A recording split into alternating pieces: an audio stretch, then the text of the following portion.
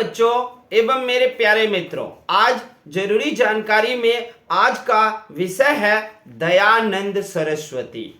इसको कौन नहीं इनको जानते हैं। इनको आप महर्षि दयानंद सरस्वती कह लो, समाज सुधारक दयानंद सरस्वती कह लो।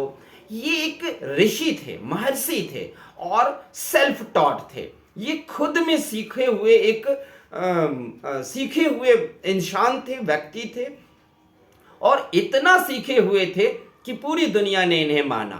सबसे बड़ी बात कि ये बेबाक थे, निर्भीक थे और अपनी बातें समाज में रखते थे, अपनी पुस्तकों के द्वारा या अपने भाषण के द्वारा या फिर राजाओं से मिलकर। उस समय जो राजाओं में जो कुरीतियां फैली थी, राजाओं के जो गंदे उनकी आदत थे, उन सब पर ये राजाओं से मिलते थे और अपनी बात बेबाक और निर्भीक रूप से कहते थे और राजा सब अपनी जिंदगी में इनके द्वारा कही गई बातों से सुधार करते थे। बहुत सारे राजाओं को इन्होंने सुधार किया। एक राजा को सुधारते सुधारते तो इनकी हत्या ही कर दी गई। वो भी हम आपको बताएंगे कि इनकी हत्या कैसे हुई और किस वजह से हुई। सबसे पहले हम जानते हैं कि दयानंद सरस्वती का असली नाम क्या था। दयानंद सरस्वती का असली नाम था मूल शंकर तिवारी और ये 12 फरवरी यानी कि 12 फरवरी 1824 को टंकारा शहर है एक गुजरात का, वहां पर जन्म लिए थे गुजरात में। इनकी मृत्यु हुई 30 अक्टूबर 1833 को। इनकी मृत्यु नहीं हुई थी, इनकी हत्या की गई थी अजमेर में। इनके पिताजी थे करसनजी लालजी तिवारी और माता का नाम था यशोदाबाई। संस्थापक, ये आर्य समाज के संस्थापक थे और वैदिक धर्म को इन्होंने फिर से शुरू करने की कोशिश किया और इसमें काफी हद तक ये सफल भी हुए। आज भी आप देख रहे हो कि अगर कोई युवा या युवती अपनी मर्जी से शादी करते हैं और घर वाले अगर उसके विरोध में हैं, कोर्ट में भी उनकी शादी नहीं होता है, तो आप आर्य समाज मंदिर में जाकर वैदिक तरीके से शादी कर सकते हो। ये इन्हीं की शुरुआत की गई है और आज भी चल रहा है। इनको आधुनिक भारत का संस्थापक माना जाता है। आधुनिक भारत में जो नई सोच आई थी वो महर्षि दयानंद सरस्वती को श्रेय जाता है। इसके अलावा अगर हम इनको देखें तो इनका उत्तर और पश्चिम भारत में सबसे ज्यादा अनुयायी हुए। लोग इनकी बातों को उत्तर और पश्चिम भारत के लोग ज्यादा मानते थे और इनके फॉलोअर्स बन गए।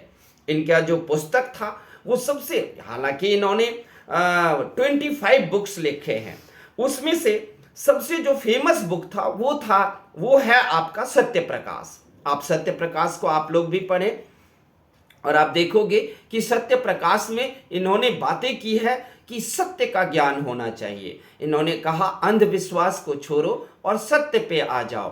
हर एक व्यक्ति को जीने का अधिकार है, ये इस चीज को देखते थे।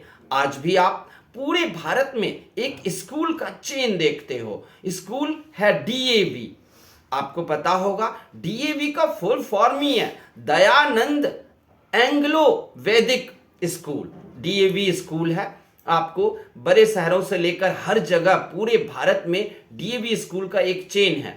और अगर आप लोग डीएवी में पढ़ने वाले बच्चे हो तो आप जानते हो कि डीएवी का जो क्यूरिकुलम है, जो पाठ्यक्रम है, वो सबसे बेस्ट है भारत का आज भी।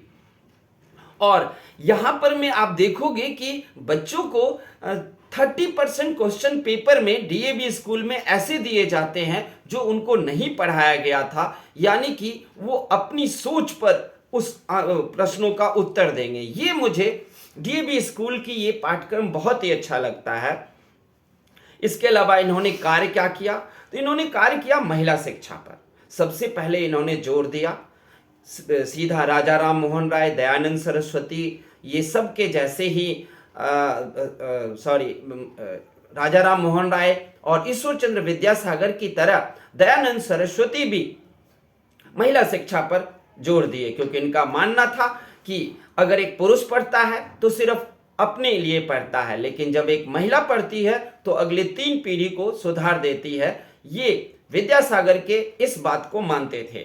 इसके अलावा इन्होंने अनाथालय की शुरुआत की, क्योंकि अनाथ बच्चों के लिए कोई कुछ नहीं करता था। और दयानंद सरस्वती ने जगह जगह पर में इन्होंने अनाथालय भी खोला और स्कूल का नेटवर्क डीएवी को इन्होंने तैयार किया।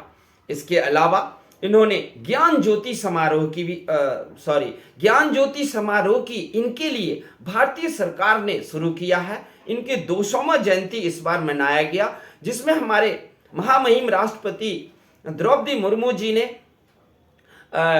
ज्ञान ज्योति समारोह का शुरुआत किया इनके 200वां यानी कि 200 जयंती पर।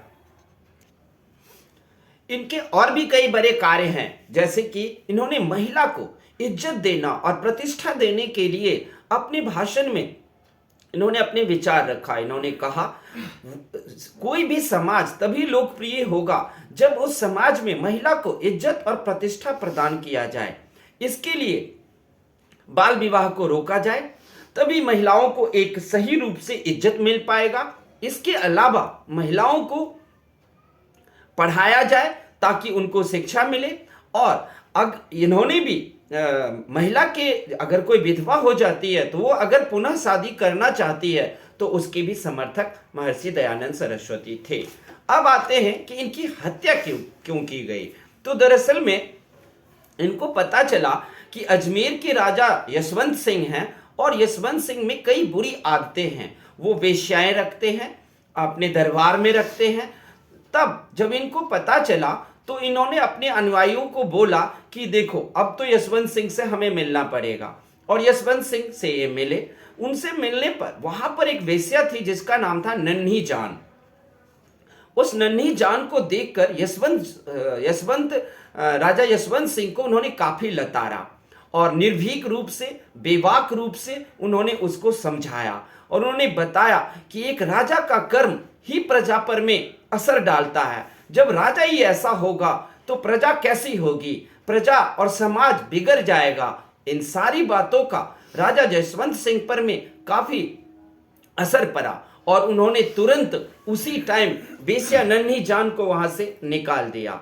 वेश्या नन्ही जान वहां से निकलने के बाद दयानंद सरस्वती जी के दुश्मन बन गए और दुश्मन बनने के बाद इन्होंने दयानंद सरस्वती के जो उनके रसोइया था जिसका नाम जगन्नाथ था, उस जगन्नाथ को नन्ही जान वेश्या ने बहकाया और बहकाने के बाद जगन्नाथ से महर्षि दयानंद सरस्वती को भोजन में जहर दिलवा दिया और वो जहर के कारण काफी बीमार पड़ गए और कुछ दिनों के बाद उनकी मौत हो गई 30 अक्टूबर 1833 को।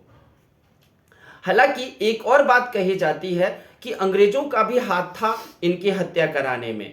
अंग्रेजों का इसलिए हाथ था क्योंकि इन्होंने जो एक स्कूल का सिस्टम शुरू किया गया था उसमें ये सर्वप्रथम संस्कृत का सबसे ज्यादा इन्होंने महत्व दिया था। यही वजह था कि अंग्रेज इनके दुश्मन थे। ये जिस तरह से समाज में सुधार कर रहे थे तो अंग्रेजों को अपना मनमानी नहीं कर पा रहा था।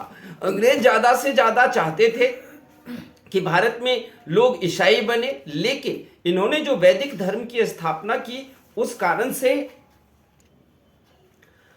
कारण से इनके लोग अनुयायी बनने शुरू हो गए और ईसाई धर्म की तरफ लोग आकर्षित नहीं हुए और वैदिक धर्म की तरफ आकर्षित हुए। यही वजह है कि अंग्रेज भी इनके दुश्मन बन गए। तो यही था महर्षि दयानंद सरस्वती के बारे में। आपको पेपर में क्वेश्चन आएगा कि महर्षि दयानंद सरस्वती के द्वारा किए गए कार्यों को लिखें। उन्होंने कौन से समाज सुधार के कार्य किए वो लिखें। तो आप लिखना कि उन्होंने महिला शिक्षा, अनाथालय, स्कूल का नेटवर्क तैयार किया, विधवा विवाह का भी समर्थन किया और उन्होंने जातिवाद को नहीं माना। जातिवाद के कट्टर विरोधी थे वो और इसीलिए उन्होंने आर्य समाज मंदिर, आर्य समाज स्कूल, वैदिक मंदिर की शुरुआत की, जहां पर दूसरे जाति के लोग अगर आपस में शादी करना चाहें तो उन्होंने एक शादी जैसी नई सिस्टम प्रक्रिया को शुरू किया, जिसमें दो अन्य जाति के लोगों की शादी के लिए अगर समाज तैयार नहीं है तो वो यहाँ पर आकर शादी कर सकते हैं, उनको सर्टिफिकेट भी मिलेगा और आज भी मिलता है एक सर्टिफिकेट। तो यही था उनके बारे में। आप लोगों को अच्छा लगा या बुरा कमेंट करना, लाइक करना, और अच्छा लगे तो चैनल को सब्सक्राइब भी कर देना। धन्यवाद, थैंक यू।